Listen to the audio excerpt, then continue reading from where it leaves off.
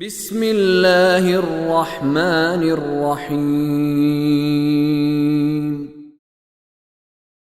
وَإِذَا طَلَّقْتُمُ النِّسَاءَ فَبَلَغْنَ أَجَلَهُنَّ فَأَمْسِكُوهُنَّ بِمَعْرُوفٍ أَوْ سَرِّحُوهُنَّ بِمَعْرُوفٍ وَلَا تُمْسِكُوهُنَّ ضِرَارًا لِتَعْتَدُوا وَمَنْ يَفْعَلْ ذَلِكَ فَقَدْ ظَلَمَ نَفْسَهُ وَلَا تَتَّخِذُوا آيَاتِ اللَّهِ هُزُوًا وَاذْكُرُوا نِعْمَةَ اللَّهِ عَلَيْكُمْ وَمَا أَنزَلَ عَلَيْكُمْ مِنَ الْكِتَابِ وَالْحِكْمَةِ يَعِظُكُمْ بِهِ وَاتَّقُوا اللَّهَ وَاعْلَمُوا أَنَّ اللَّهَ بِكُلِّ شَيْءٍ عَلِيمٌ۔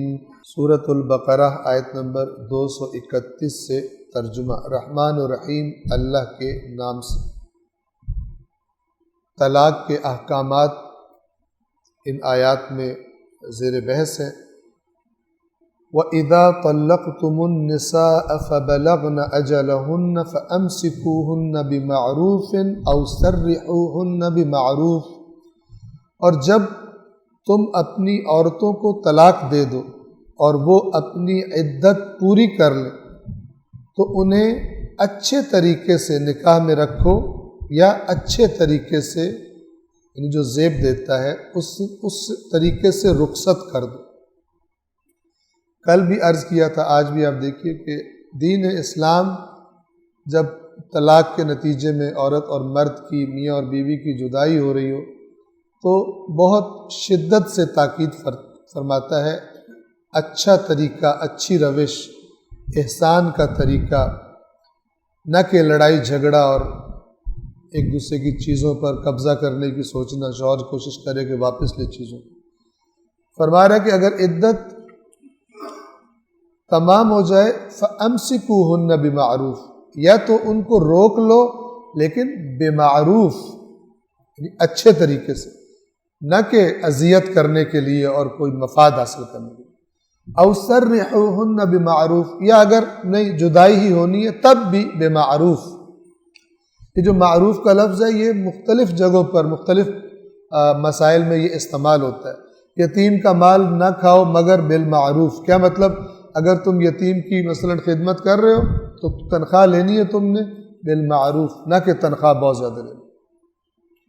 اسی طرح تمام وہ چیزیں جہاں پر کوئی باقاعدہ لائن نہیں کھینچی جا سکتی کہ کیا کرنا ہے، وہاں پہ اللہ فرماتا ہے بالمعروف، ایسا کام کرو کہ لوگ کہیں کہ صحیح کیا، نہ ایسا کہ لوگ کہیں کہ دھوکہ دیا اور کسی کا حق مار لیا، بہت زیادہ ظلم کر دیا۔ تو یہ بالمعروف ہر جو بھی مسئلہ ہوگا اس کے مطابق جو اچھا طریقہ ہے اس کے بارے میں، یہاں طلاق کے بارے میں بھی اللہ تبارک و تعالی تاکید فرما رہا ہے۔ اور پھر مزید وضاحت کے لیے فرمایا وَلَا تُمْسِكُوهُنَّ ضِرَارًا لِتَعْتَدُوا، پہلے فرمایا تھا ان کو اچھے بالمعروف روک لو، اب فرمایا جا رہا ہے کہ ان کو اس لیے نہ روکو نقصان پہنچانے کے لیے تاکہ تم تجاوز کر سکو، زیادتی کرنے کے لیے عورت کو نہیں روکو۔ جیسا میں نے عرض کیا تھا، بعض لوگ ایسے مسائل ہمارے پاس لوگ لے کے آتے ہیں کہ طلاق دے دی اور مختلف طریقوں سے یہ ایسا کرنے والے بے دین ہوتے ہیں، چاہے اپنے آپ کو جتنا مرضی مومن سمجھتے رہیں، یہ لوگ بنیادی طور پہ بے دین ہوتے ہیں۔ بے دین کی نشانی یہ ہے کہ جب تک دین اس کے مفادات سے نہ ٹکرائے وہ دین رکھتا ہے، اور جیسے ہی دین اس کے مفاد سے ٹکرا جائے دین کو چھوڑ دیتا ہے۔ یہ بنیادی طور پر بے دین ہے، دین کو صرف اس وقت تک رکھا ہے جب تک اس کے مفادات سے نہیں ٹکرا رہا، بلکہ مثلا کچھ نہ کچھ فائدہ ہی کی اس کو توقع ہے۔ تو ان کو نہ روکو نقصان پہنچانے کے لیے تاکہ تم زیادتی کر سکو ان کو۔ وَمَن يَفْعَلْ ذَلِكَ فَقَدْ ظَلَمَ نَفْسَهُ، جس نے ایسا کیا اس نے یقیناً اپنے اوپر ظلم کیا۔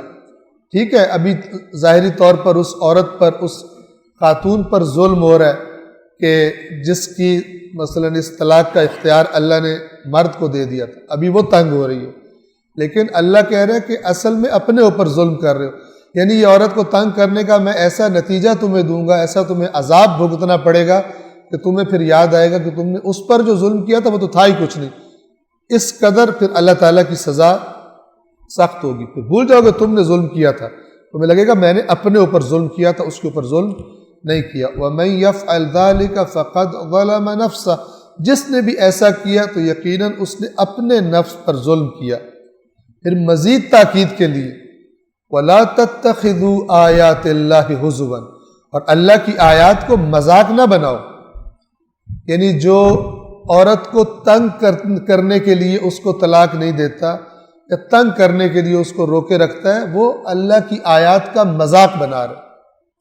واضح الفاظ میں یہ بات ہے کہ اگر تم روک رہے ہو عورت کو اپنے پاس تنگ کرنے کے لیے یا کچھ اس کی چیز لینے کے لیے، اس سے مال اس کا لینے کے لیے جو تم پہلے دے چکے اس کو، تو پھر تم اللہ کی آیات کا مذاق بنا رہے ہو، اور جو اللہ کی آیات کا مذاق بنائے اس کے ساتھ اللہ تبارک و تعالیٰ کا رویہ کیا ہوگا، وہ دیندار ہے یا نہیں ہے انسان اچھی طرح سے سمجھ سکتا۔ وَاذْكُرُوا نِعْمَةَ اللَّهِ عَلَيْكُمْ، اور اللہ کی آیات کا مذاق نہ بناؤ بلکہ کیا کرو، اور یاد کرو اللہ کی نعمت جو اس نے تم پر کی ہے۔ وَمَا أَنزَلَ عَلَيْكُم مِّنَ الْكِتَابِ وَالْحِكْمَةِ يَعِظُكُم بِهِ، اور جو اس نے تم پر کتاب نازل کی ہے اور حکمت، دانائی، جو اس کتاب کو سمجھ کر حاصل ہوتی ہے دانائی۔ قرآن کے نتیجے میں کیا دانائی حاصل ہوتی ہے؟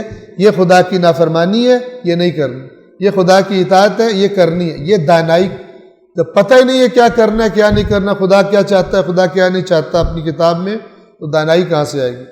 بعض لوگ بغیر کتاب خدا کے دانا ہوتے ہیں، دنیا داری میں بڑے دانا ہوتے ہیں، اللہ ان کو دانا نہیں کہتا۔ اللہ تعالیٰ کہتا ہے اکثرہم لا یعقلون، ان میں سے اکثر عقل ہی نہیں رکھتے، عقل ہی استعمال نہیں کرتے۔ اور اللہ نے جو نعمت تمہیں عطا کی ہے اسے یاد رکھو، اور تمہاری نصیحت کے لیے اس نے تم پر جو کتاب اور حکمت نازل کی ہے اسے بھی یاد رکھو۔ یعظکم بہ، جس کتاب کے ذریعے اللہ تمہیں نصیحت کرتا ہے، موعظہ اللہ تعالیٰ تمہیں کرتا ہے، اس کتاب کی آیات کو مذاق نہ بناؤ۔ واتقوا اللہ، اور اللہ سے ڈرو، اللہ سے ڈرو، تقوی بچنا یعنی اس حکم کی جو تمہیں دیا جا رہا ہے عورتوں کے بارے میں، اگر نافرمانی کرو گے تو جو اللہ نے پھر اس کی سزا رکھی ہے اس سے بچو، اس سے بچو۔ واتقوا اللہ، اور اللہ سے ڈرو، ہم عام طور پہ ترجمہ اللہ سے ڈرو، کیونکہ اللہ سے بچو ترجمہ صحیح نہیں ہے، کیونکہ مراد بھی وہ نہیں ہوتی، مراد ہوتی ہے اللہ کے عذاب سے بچو، لیکن آسان لفظوں میں کہہ دیا جاتا ہے خدا سے ڈرو۔ وَاعْلَمُوا، اور جان لو، أَنَّ اللَّهَ بِكُلِّ شَيْءٍ عَلِيمٌ، توجہ فرمائیں، اور جان لو کہ اللہ ہر چیز کا علم رکھتا ہے۔ ہو سکتا ہے تم لوگوں کے سامنے مظلوم بن جاؤ، جی بیوی کی جاتی ہے، میں تو یہ کر رہا ہوں، میں نے تو کہا ہی نہیں تھا، میں نے تو ایسے مذاق سے کہہ دیا تھا یہ چیز دوں گا، میں نے تو سجس کہا ہی نہیں تھا۔ ہو سکتا ہے عدالت میں تم ثابت کر کے ظلماً اس کی چیز لے لو، کچھ بھی کر لو۔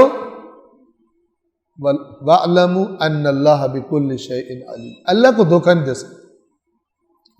اللہ تو جانتا ہے کہ تم نے جب نکاح کیا تھا تو کیا کیا چیز تم نے اس کو کہی تھی، اب تم اس کو واپس لینے کے لیے یا زیادتی کرنے کے لیے یا تنگ کرنے کے لیے جو کر رہے ہو، لوگوں میں جتنی بھی باتیں بنا کے سچے ہو جاؤ۔ وَاتَّقُوا اللَّهَ وَاعْلَمُوا أَنَّ اللَّهَ بِكُلِّ شَيْءٍ عَلِيمٌ، اللہ سے ڈرو اور جان لو کہ اللہ ہر چیز کا علم رکھتا ہے۔ صدق اللہ العلی العظیم۔